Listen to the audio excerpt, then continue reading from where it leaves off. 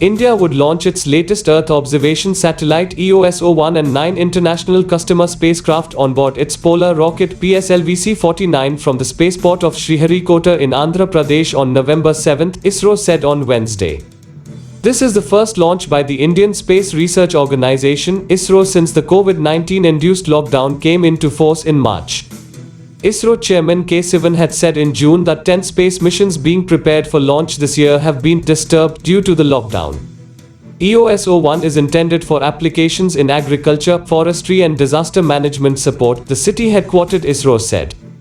The launch is tentatively scheduled at 3:02 p.m. on November 7 subject to weather conditions from the Satish Dhawan Space Center at Sriharikota, it said in a statement. The customer satellites are being launched under commercial agreement with New Space India Limited (NSIL), Department of Space, the space agency said, without giving further details. This will be the 51st mission of ISRO's Workhorse Polar Satellite Launch Vehicle. In view of the strict COVID-19 pandemic norms in place at the launch center, gathering of media personnel there was not planned and the viewing gallery will be closed, ISRO said. However, the live telecast of the launch will be available on ISRO website, YouTube, Facebook and Twitter channels, it added. Speaking to PTI in June, Sivan had said ISRO will make an assessment of the impact of the lockdown on its missions.